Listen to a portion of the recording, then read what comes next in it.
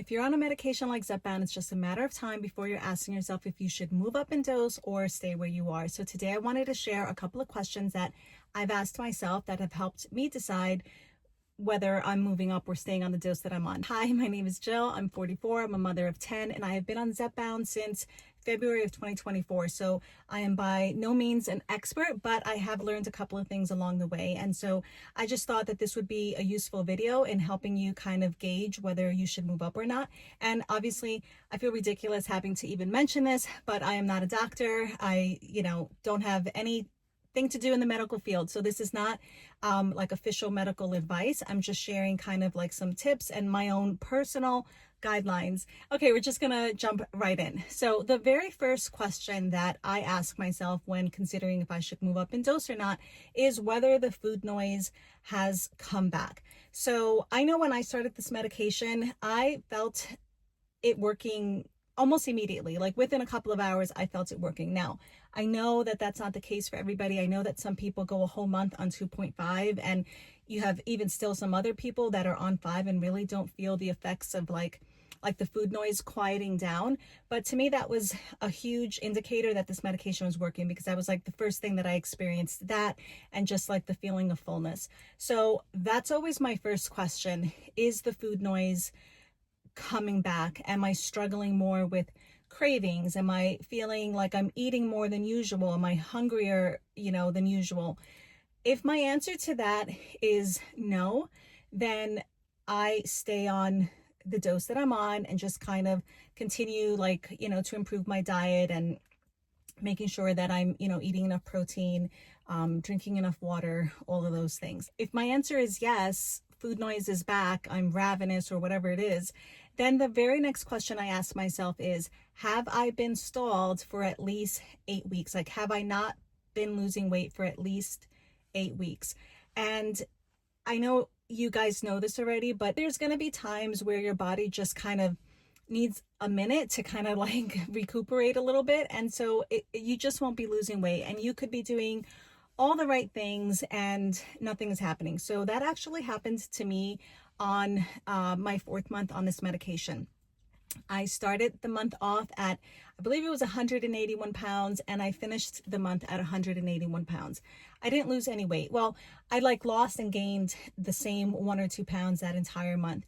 But then after that, the weight loss resumed. So if I had been panicked about that, I would have thought that that was an indicator of moving up in dose. This is why I say that it has to be that you're like in a weight loss stall for at least 8 weeks. If your answer to that is no, it has not been 8 weeks, because also another thing to remember too is you could still be losing weight, but it's very slow. So it could only be, instead of a pound every week, maybe you're only losing a few ounces, so whatever it is, however slow it is, if you're still losing weight, then you're not technically in a stall. And so I would say, if that's the case for you, just give it more time, and again, continue the good habits that you're building. If the answer to that is yes, then the next question I ask myself is, am I consuming enough calories each day? And I think it's important to put the emphasis on each day, because sometimes on this medication, those first couple of days after the shot, a lot of people don't really experience any hunger, and they feel like, they get full really quick. And so it's really easy to undereat those first couple of days. Obviously, if the point is to lose weight, you want to be in a calorie deficit, but you need to make sure that you're kind of doing it equally throughout the week. In other words, I don't think it's a good idea to basically hardly eat anything the first 2 or 3 days, and then the last couple of days in the week you're eating, but you're still not really consuming enough calories even for being in a deficit, because all that's going to do is that's going to shut your metabolism down and you're going to go into a stall. So yes, you want to be in a calorie deficit, but you need to balance that, and you need to make sure that it's not this crazy restrictive calorie deficit. So to put it in perspective, I stayed at a calorie deficit of about 1,600 calories for most of my journey. I just wanted to make sure that I was not repeating some of the same dieting mistakes that I had done in the past, which were to severely restrict my calories, and I would stall out my metabolism. So this time around I wanted to do things differently. I wanted to be, responsible about this. And so I made sure that I was in a deficit, but not an extreme deficit. It is a balancing act. We want to eat less, but not to the point where we're stalling out our metabolism. So if I'm in a stall, then I'm asking myself, am I consuming enough calories, or am I putting my body into starvation mode? If the answer to that is no, I'm not consuming enough calories consistently throughout the week, then my suggestion would be to work on your nutrition, paying close attention to focusing on protein and fiber, because that'll help a lot with the food noise, because it'll keep you full for longer. If your answer is, yeah, I've been in a calorie deficit, but it has not been drastic, and I'm making sure that I'm eating, within my calorie allowance determined by, your nutritionist, your dietitian, or, an online calculator, then I would ask myself this question: is intentional movement a part of my day? Meaning, am I setting aside time at least a couple of times a week to exercise? Because obviously we're all moving throughout the day. Like, none of us are waking up in the morning, laying in bed all day and like just staying there the whole day. We're all moving about. We're all, doing things. Intentional movement, though, is different than that. It's actually exercise. It's time that you're setting aside at least a couple of times a week for the purpose of exercising. So whether that's strength training or walking or doing, other forms of swimming, cardio, whatever it is, that needs to be a part of your day. Again, doesn't have to be every day, but at least a couple of times a week.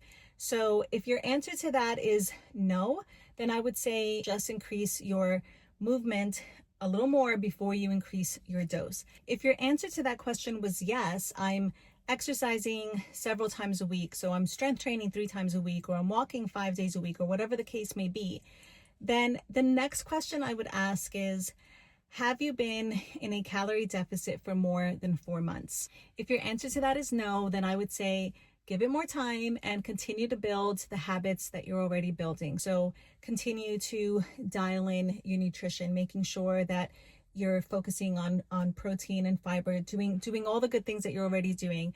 Continue to make movement a part of your day. Maybe even push yourself a little further to lift heavier or walk longer, or whatever the case may be.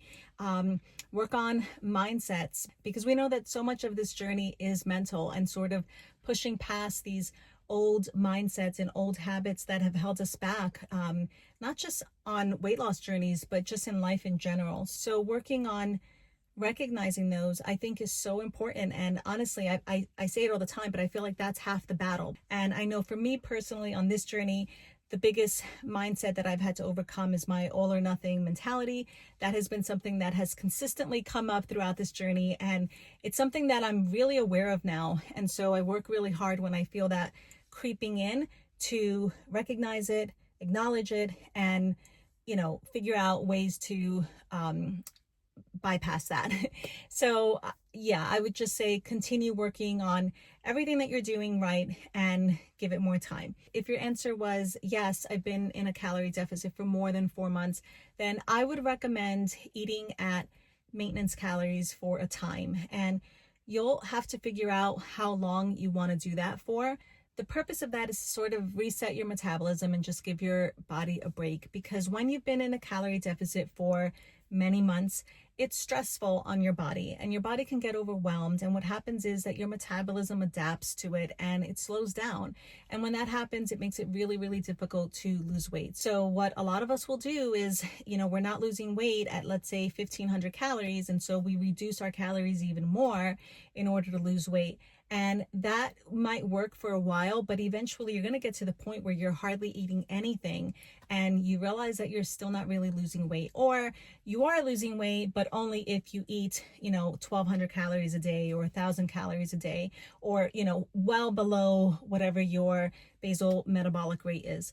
So yes, eating at maintenance is going to sort of put your weight loss on pause for a while, but it's only temporary, and it's only until your body feels kind of refreshed again, and then you can go back into a deficit. I actually should have done this a long time ago.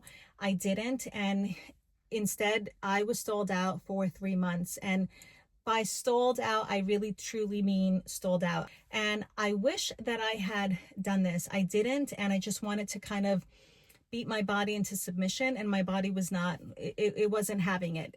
And again, I just want to clarify that this was not a matter of me, not losing a pound a week, or even, half a pound a week or every other week. It was really just a matter of me not losing. I was, actually, you could say I was like in maintenance, because my weight wasn't moving. So if I was happy with where I was, then I would have been completely fine. I would have been okay.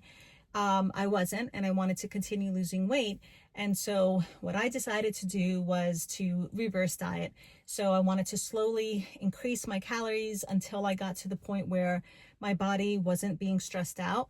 And then that way I would be able to go back into a calorie deficit from a higher starting point, and finish off, lose the rest of the weight. So in my case, it was probably about like 10 or 15 pounds. So not a whole lot, but I did a video explaining this more in detail. You can check that out. I'll link it for you, or Google it. There's tons of YouTube videos on it. It's called reverse dieting.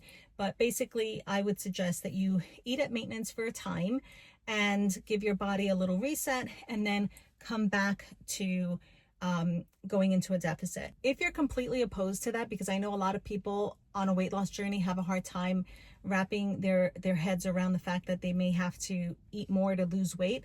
So if you're absolutely like, no way, I'm not doing that, then I think at that point, it definitely wouldn't be a bad idea to consider going up in dose. It would be something that you would have to talk to your doctor about. Personally, I would say try eating at maintenance for at least a month before going back into a deficit. But I know, especially if you're paying out of pocket for this, they're very expensive and you just don't want to waste time on it. So those are the questions I've asked myself on my weight loss journey to make sure that I'm not going up in dose any sooner than I have to. And I really do feel that they've been a big help in guiding my decision. Hopefully you found that helpful. And if you did, please give this video a thumbs up. And if you haven't subscribed already, please consider doing so.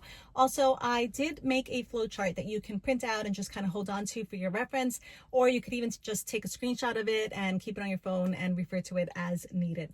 That's all for today, guys. I'll talk to you soon. Bye.